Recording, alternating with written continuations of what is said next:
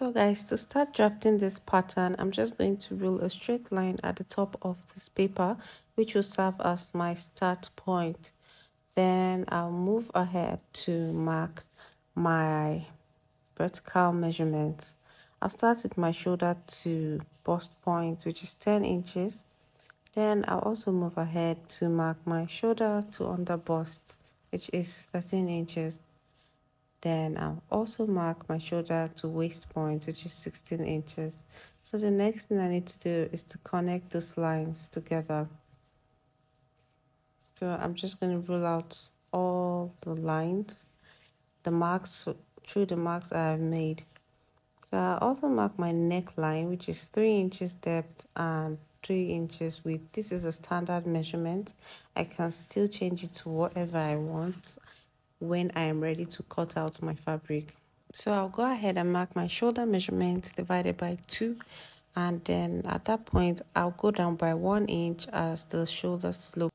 Then from that 1 inch slope, I'm just going to mark my chest measurement. So if you do not know how to get this measurement, I explained this in my previous video. I'll be linking that video in the description box so you can watch it too. So I'm just trying to label all my lines. So the first one is the chest line, second one is the bust, the third one is the waist, the under bust, then the last one is the waist point. So I'm going to go ahead and drop down the measurement I have on the shoulder line at the chest line so that I can connect them together. And moving on, I'm just marking from the center point. I'll just mark my bust band measurement divided by 2 and connect them all the way down like that.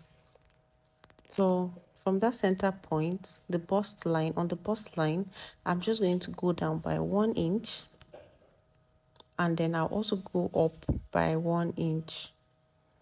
So after doing that, I will just head to my waistline and mark my darts, take in my darts. So for my darts, I'm using 2 inches towards the armhole area. So the simple measurement to get this is your round bust measurement minus your under bust, round under bust, divided by 2. So for example, I have 36 minus 32 and I'll get 4. So 4 divided by 2, I'll get 2. So I'll mark 2 on the right hand side. Then that 2 I got, I'll also divide it by 2 again, and I'm going to get 1. That's what I'll be marking on the other side towards the center part of this dress. So just use that same formula for your own measurements. So once I'm done doing that, I'll also transfer those measurements to the top part, that's the under bust line. Then I'll connect that to the 1 inch I dropped down by. So just watch what I'm doing so that you're going to understand. So I'll just connect it like that and then make a curve. So just make another curve on the other side of the dart. So the next thing I'm going to do is to mark the center point of this armhole area. So once I mark the center of that line, I'll mark 1 inch on both sides to create the upper dart. So I'll just connect all those lines, those points, to the 1 inch I marked above the bust point. So I would mark the other 1 inch like that. I also mark this one like this. So as you can see, the bustier is already coming out.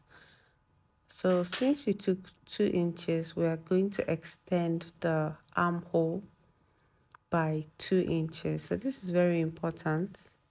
Make sure you extend your armhole like that. So if you fail to do this, you find out that after sewing, your shoulder area is going to be short. So now I'm just marking my round measurements on these lines.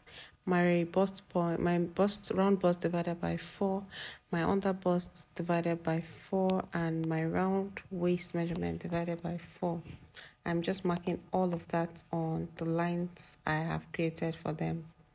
So once I'm done with that, I'll go ahead and add allowances on the measurement. So taking note of how many inches I have taken in for my dart. So on the chest line, you can see that there's no dart intake. So I'll just mark around 1.5 inches for my sewing allowance.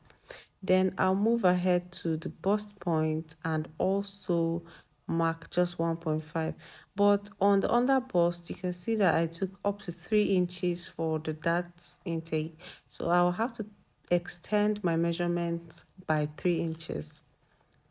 So if yours is up to 4 inches, just make sure you take back that 4 inches. You extend your measurement by 4 inches. Then also add sewing allowance. It is very important to do this. Make sure you are taking back the dart intake plus extra sewing allowance. So on the waistline, I'm also going to extend my measurement by 3 inches. So I'm trying to confirm that I have 3 inches there so that I can extend my measurements by 3 inches. Then I'll also add extra sewing allowance. So once I'm done with that, I would connect those lines together. Then I would create my armhole so that I can cut out this pattern. So I'm just going to create the armhole for the front bodice, and don't forget to go in by 1/2 inch from the center part. This is always done for front bodies. So before I cut this pattern out, I need to blend in these lines. Don't forget, when you are cutting out for patterns, no sharp edges. So I'm trying to make sure the curve is obvious. Then I would connect the new armhole I told you about. So I'm just going to connect that as the new armhole. So when I'm cutting, that's what I'll be cutting out. So I'll go ahead and cut this out. So guys, if you have watched this video to this point, I do not see any reason why you should not click on that subscribe button and give this video a thumbs up by now. Please do that. I really appreciate it. It's free to do that. So to cut out this other side, I'm just going to make sure I create that curve. Like, just make sure you're following the curve. It is very important. How you cut out your pattern determines how your fabric is going to look after sewing. So just follow these lines the way I am doing this. So if you look carefully, you see where I am cutting out. Don't make the mistake of cutting out on the wrong part. So for this center part, just look closely and you would understand what I am doing. So when you're cutting this out, you need to be really careful so that you do not make any mistakes. Also, don't forget to add an extra allowance of just 1/2 inch on the shoulder line. I forgot to do that earlier before you cut it out like this. So that's all for the cutting of this pattern. So when I place this on my fabric, I'll be having 2 pieces of this because it will be placed on a fold. So the back pattern also cut out in my next video, so please stay tuned for that. It's really easy to cut out the back pattern. You can use the regular means if you choose. So just stay tuned for that. Thank you so much for watching this video to this point. Don't forget to like, share, and subscribe. Bye.